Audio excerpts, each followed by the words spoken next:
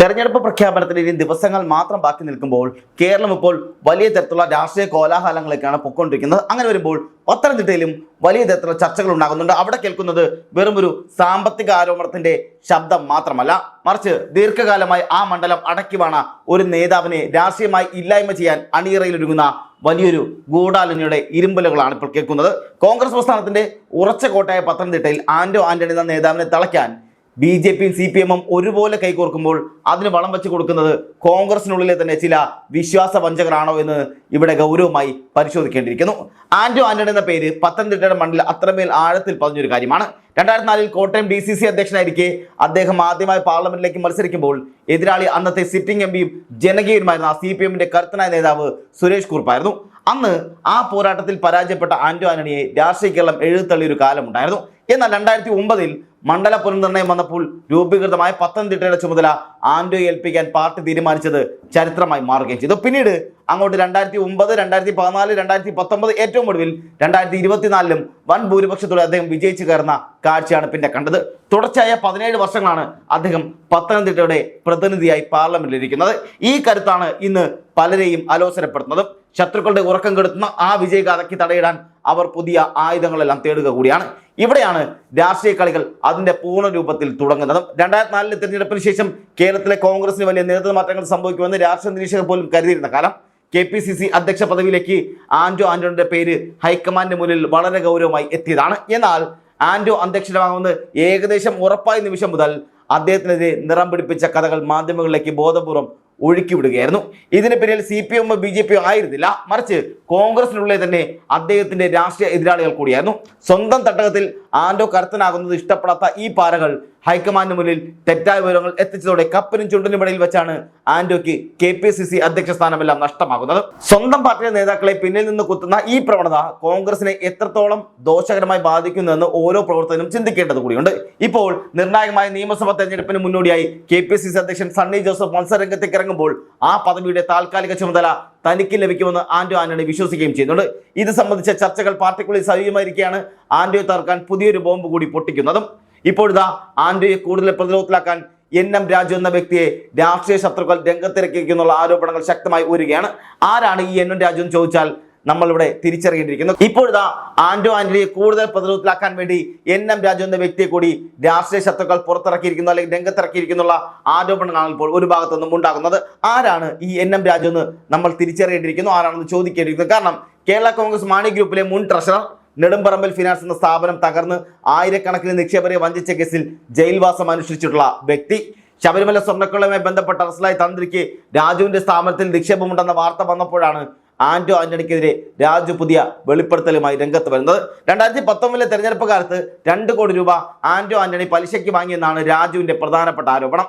തെരഞ്ഞെടുപ്പ് കമ്മീഷൻ നിശ്ചയിച്ച 95 ലക്ഷം രൂപയുടെ പരിധി നിലനിൽക്കെ എങ്ങനെയാണ് ഒരു സ്ഥാനാർത്ഥി 2 കോടി രൂപ അനധികൃതമായി വാങ്ങുന്നെന്ന ചോദ്യം ഉയർത്തിക്കൊണ്ടാണ് കോൺഗ്രസിനെ തന്നെ അടിക്കാൻ BJPയും CPMനും വടി കൊടുക്കുക എന്നുണ്ടായത്. അവിടെയാണ് രാജു മുന്നിൽ നിൽക്കുന്നത്. CPM നേതാവ് P ഉദയഭാനു ഉയർത്തിയ ആരോപണങ്ങൾക്ക് മറുപടി പറയാൻ വിളിച്ച പത്രസമ്മേളനത്തിലാണ് രാജു ആന്റോയെ വലിച്ചിഴിച്ചതെന്നതും ഈ ഗൂഢാലോചനയുടെ ആഴം വ്യക്തമാക്കുന്നത് കൂടിയാണ്. ഇതിന് പിന്നിൽ വലിയൊരു തിരക്കഥയുണ്ടെന്നുള്ള ആരോപണങ്ങളാണ് ഇപ്പോൾ പുറത്തു വരുന്നത്. BJP ഭരണകൂടം തങ്ങളുടെ കേന്ദ്ര ഏജൻസികളെ ഉപയോഗിച്ച് ആന്റോ ആന്റണിയും അദ്ദേഹത്തിന്റെ കുടുംബാംഗങ്ങളെ വേട്ടയാടാൻ ഒരുങ്ങുന്നു എന്നുള്ള വാർത്തകളും പുറത്തു വരുന്നുണ്ട്. 1 രൂപ പോലും തിരികെ നൽകിയില്ലെന്നും നിക്ഷേപകരുടെ പണമാണ് നൽകിയെന്നുമുള്ള രാജുവിന്റെ മൊഴി EDക്ക് മുന്നിൽ എത്തിക്കഴിയുകയും ചെയ്തു. രേഖകളൊന്നും ഇല്ലാതെയാണ് പണം നൽകിയെന്ന് രാജു തന്നെ സമ്മതിക്കുമ്പോൾ വെറും ഒരു മൊഴിയുടെ അടിസ്ഥാനം, അല്ലെങ്കിൽ ആ ഒരു മാത്രം അടിസ്ഥാനത്തിൽ ഒരു ജനപ്രതിനിധിയെ കൊടുക്കാൻ ശ്രമിക്കുന്നത് ജനാധിപത്യത്തിലുള്ള വെല്ലുവിളി കൂടിയാണ്. ഈ നീക്കങ്ങൾ വിജയിച്ചാൽ, അതായത് ആന്റോ ആന്റണി ഏതെങ്കിലും വിധത്തിൽ അറസ്റ്റ് ചെയ്യപ്പെടുകയോ പ്രതിരോധത്തിലാകുകയോ ചെയ്താൽ 2029 അദ്ദേഹത്തിന് സ്ഥാനാർത്ഥിത്വം നൽകില്ലെന്നും ഉറപ്പായ കാര്യമാണ്. ഇത് ഉറപ്പിക്കാനാണ് ഇക്കൂട്ടർ ശ്രമിക്കുന്നതും. ആന്റോയെ രാജിവെപ്പിക്കാൻ കോൺഗ്രസിനുള്ളിൽ തന്നെ സമ്മർദ്ദമുണ്ടാക്കാൻ ഇവർക്ക് കഴിയുകയും ചെയ്യും. ഒരു ജനകീയ നേതാവിനെ ഇത്തരത്തിൽ ഇല്ലാതാക്കാൻ ശ്രമിക്കുന്നവർക്ക് ആർക്ക് വേണ്ടിയാണ് ഈ പണിയെടുക്കുന്നതെന്നുള്ള ചോദ്യമാണ് ഇവിടെ ഉണ്ടാകുന്നത്. BJPയുടെ രാഷ്ട്രീയ അജണ്ട നടപ്പിലാക്കാൻ വേണ്ടി കോൺഗ്രസിനെ ദുർബലപ്പെടുത്തുക എന്നുള്ള തന്ത്രമാണ് ഇവിടെ അരങ്ങേറുന്നത്. ആന്റോ ആന്റണിയുടെ ഭാര്യയെ പോലും ഈ വിഷയത്തിലേക്ക് വലിച്ചിഴക്കുന്നത് രാഷ്ട്രീയ മര്യാദയ്ക്ക് നിരക്കാത്തത് കൂടിയാണ്. ഒരു കുടുംബത്തെ മുഴുവൻ വേട്ടയാടി ഒതുക്കാൻ നോക്കുന്ന ഈ രീതി കേരളത്തിലെ രാഷ്ട്രീയ സംസ്കാരത്തിന് ഒട്ടും ചേർന്നതുമല്ല. ആന്റോ ആന്റണി ഇല്ലാത്ത ഒരു പത്തനംതിട്ടയിൽ കോൺഗ്രസിന്റെ പിൻഗാമിയായി ആര് വരുമെന്നുള്ള കൗതുകരമായ ചർച്ചകളാണ് ഇപ്പോൾ ഒരു ഭാഗത്ത് നടന്നുകൊണ്ടിരിക്കുന്നത്. ഇവിടെയാണ് 2 വനിതാ കരുത്തുകൾ ചർച്ചയാകുന്നതും. അതിലൊന്ന് ഉമ്മൻചാണ്ടിയുടെ മകൾ അച്ചു ഉമ്മനാണ്. 2024 തന്നെ അച്ചുവിന്റെ പേര് പത്തനംതിട്ടയിൽ സജീവമായി ഉയർന്നു വന്നതാണ്. ഉമ്മൻചാണ്ടിയോടുള്ള ജനങ്ങളുടെ അചഞ്ചലമായ സ്നേഹവും അച്ചുവിന്റെ സാമുദായിക പശ്ചാത്തലവും പത്തനംതിട്ടയിൽ അവർക്ക് വലിയ സ്വീകാര്യത നൽകുകയും ചെയ്യും. സജീവ രാഷ്ട്രത്തിലേക്ക് ഇല്ലെന്ന് അവർ ആവർത്തിക്കുമ്പോഴും ഓരോ തെരഞ്ഞെടുപ്പ് കാലത്തും അച്ചു ഉമ്മന്റെ സ്ഥാനാർത്ഥിത്വത്തിനായി പാർട്ടിക്കുള്ളിൽ ഒരു ഭാഗത്ത് വലിയ തരത്തിൽ മുറവിളികൾ ഉയരാറുമുണ്ട്. കോൺഗ്രസ് ഹൈക്കമാൻഡ് സിറ്റിംഗ് എംപിമാർക്ക് മുൻഗണന നൽകിയതിനാലാണ് കഴിഞ്ഞ തവണ അച്ചുവിന് അവസരം ലഭിക്കാതെ പോയത്. എന്നാൽ ഇനി പത്തനംതിട്ടയിൽ ഒരു മാറ്റം ആവശ്യമാണെന്ന് തോന്നിയാൽ അച്ചു ഉമ്മൻ തന്നെയാകും ആദ്യ പരിഗണനയിലും ഉണ്ടാവുക. കേരളത്തിലെ കോൺഗ്രസ് പ്രവർത്തകർക്ക് അത്രമേൽ പ്രിയങ്കരിയാണ് അവരും. അച്ചു ഉമ്മൻ മത്സരരംഗത്തേക്ക് എത്തിയാൽ അത് പത്തനംതിട്ടയിൽ മാത്രമല്ല കേരളത്തിലാകെ UDFന് വലിയൊരു തരംഗം സൃഷ്ടിക്കാൻ സഹായിക്കുമെന്ന് നേതാക്കൾ കരുതുകയും ചെയ്യുന്നുണ്ട്. ഉമ്മൻചാണ്ടി എന്ന വികാരത്തെ വോട്ടാക്കി മാറ്റാൻ അച്ചുവിനോളം പ്രാപ്തിയുള്ള മറ്റൊരാളില്ല എന്നതും വസ്തുതാപരമായ കാര്യമാണ്. മറ്റൊരു ശ്രദ്ധേയമായ പേര് പള്ളിക്കൽ ഡിവിഷനിൽ നിന്നും ജില്ലാ പഞ്ചായത്ത് അംഗമായി തിരഞ്ഞെടുക്കപ്പെട്ട ശ്രീനാദേവി കുഞ്ഞമ്മയുടേതാണ്. CPIയിൽ നിന്ന് രാജിവെച്ച് തന്റെ പദവികൾ ഉപേക്ഷിച്ച് കോൺഗ്രസിലേക്ക് കടന്നു വന്ന ശ്രീനാദേവി ഇടതുപക്ഷത്തിന്റെ അടിയുറച്ച കോട്ടയായ പള്ളിക്കൽ പിടിച്ചെടുത്താണ് തന്റെ രാഷ്ട്രീയ വീര്യം തെളിയിച്ചത്. രാഹുൽ മാങ്കൂട്ടത്തിൽ വിഷയത്തിലടക്കം ചാനൽ ചർച്ചകളിൽ സുവ്യക്തമായ നിലപാടുകൾ കൊണ്ടും ആകർഷകമായ സംസാര ശൈലി കൊണ്ടും കേരളത്തിലെ കോൺഗ്രസ് പ്രവർത്തകരുടെ മാത്രമല്ല പൊതുസമൂഹത്തിന് കൂടി കൈയടി നേടാൻ ഇവർക്ക് കഴിഞ്ഞിട്ടുമുണ്ട്.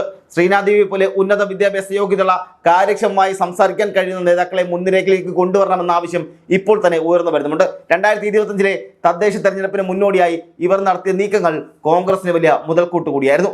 ഇഞ്ചോടിഞ്ച് പോരാട്ടത്തിനൊടുവിൽ പള്ളിക്കൽ ഡിവിഷൻ ചരിത്രത്തിൽ ആദ്യമായി കോൺഗ്രസ് പിടിച്ചെടുത്തത് ശ്രീനാദേവിയുടെ ജനപ്രീതി കൂടി തെളിയിക്കുന്നത് കൂടിയാണ്.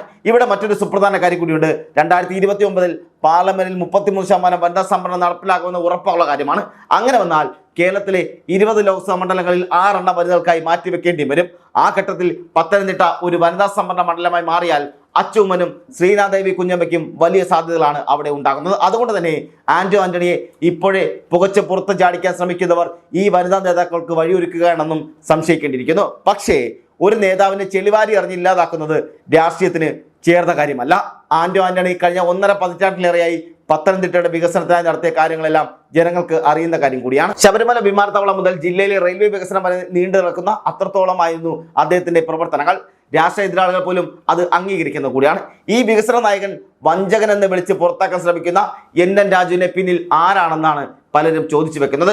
രാജുവിനെതിരെ നിലവിൽ തന്നെ വഞ്ചനാ കുറ്റത്തിന് കേസുകളും ഉണ്ടാകുന്നുണ്ട്. ഇത്രയും കാലം മിണ്ടാതിരുന്ന രാജു ഇപ്പോൾ മാത്രം ആരോപണം ഉന്നയിക്കുന്നത് രാഷ്ട്രീയ ഗൂഢാലോചന അല്ലാതെ മറ്റെന്താണെന്നുള്ള ചോദ്യങ്ങളും പ്രസക്തമായി ഉണ്ടാകുന്നുമുണ്ട്. CPM-ഉം BJP-യും ഈ വിഷയത്തിൽ കാണിക്കുന്ന അമിതമായ ആവേശവും താല്പര്യവും പലരും കാണാതെ പോകരുതെന്നാണ് പാർട്ടി പ്രവർത്തകർ പോലും പറഞ്ഞു വെക്കുന്നത്. കേരളത്തിൽ കോൺഗ്രസ് തകർന്നാൽ മാത്രമേ തങ്ങൾക്ക് നിലനിൽപ്പുള്ളൂ എന്ന് BJPക്ക് നന്നായി അറിയുകയും ചെയ്യും. അതിനായി കേന്ദ്ര ഏജൻസികളെ ഉപയോഗിച്ച് നേതാക്കളെ വേട്ടയാടുന്നത് അവരുടെ സ്ഥിരം തന്ത്രം കൂടിയാണ്. ഇതേ തന്ത്രമാണ് ഇപ്പോൾ പത്തനംതിട്ടയിൽ ആന്റണിക്കെതിരെയും പറഞ്ഞു വരുന്നത്, അല്ലെങ്കിൽ പയറ്റിക്കൊണ്ടിരിക്കുന്നത്. CPM ആകട്ടെ തങ്ങളുടെ രാഷ്ട്രീയ ശത്രുവിനെ തകർക്കാൻ BJPയുടെ B ടീമായി പ്രവർത്തിക്കുകയാണെന്നുള്ള ആക്ഷേപവും ശക്തമായി ഉയരുന്നുമുണ്ട്.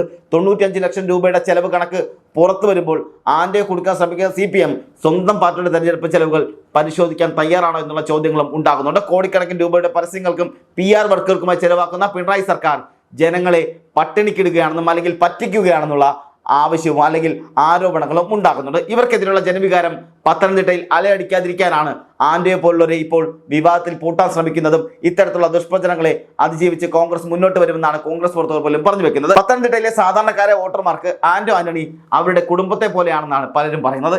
ഈ വിശ്വാസം തകർക്കാൻ NM രാജുവിനെ പോലുള്ളവർക്ക് കഴിയില്ല എന്നും, എന്നാൽ പാർട്ടിക്കുള്ളിലെ ശത്രുക്കൾ ഇതിനെ ഊതി വീർപ്പിക്കാൻ ശ്രമിക്കുന്നത് കോൺഗ്രസിനെ ദുർബലപ്പെടുത്തുമെന്നും 2029 ആന്റയുടെ പകരക്കാരെ കണ്ടെത്തുന്നത് വളരെ എളുപ്പമാണ്, അല്ലെങ്കിൽ നല്ലതാണെന്നുള്ള ഒരു പക്ഷം ഉണ്ടാകുന്നുണ്ട്. പക്ഷേ അത് ജനാധിപത്യപരമായ രീതിയിൽ പാർട്ടി തീരുമാനിക്കേണ്ട കാര്യം കൂടിയാണ്. അച്ചു ഉമ്മനായാലും ശ്രീനാദേവി കുഞ്ഞമ്മയായാലും അവർക്ക് മുന്നിൽ വലിയ സാധ്യതകളുണ്ട്. അവർ കഴിവുള്ള നേതാക്കൾ തന്നെയാണ്. പക്ഷേ ആന്റോയെ അപമാനിച്ച് പുറത്താക്കി ആ സ്ഥാനത്തേക്ക് വരാൻ അവർ ആഗ്രഹിക്കുന്നതെന്ന് പലർക്കും പറയാൻ പറ്റത്തില്ല. കാരണം അവരാരും അങ്ങനെ ചിന്തിക്കുന്നില്ല, പല പ്രവർത്തകരും അങ്ങനെ ചിന്തിക്കുന്നില്ല. രാഷ്ട്രീയത്തിൽ ധാർമ്മികതയാണ് പ്രധാനമായി വേണ്ടത്. ഉമ്മൻചാണ്ടിയെ സോളാർ കേസിൽ വേട്ടയാടി റെക്കോർഡിൽ തലകുനിക്കേണ്ടി വന്നത് നാം കണ്ടതാണ്. ആന്റണിയുടെ കാര്യത്തിലും അതുതന്നെ സംഭവിക്കുമെന്നാണ് പലരും പറഞ്ഞു വെക്കുന്നത്.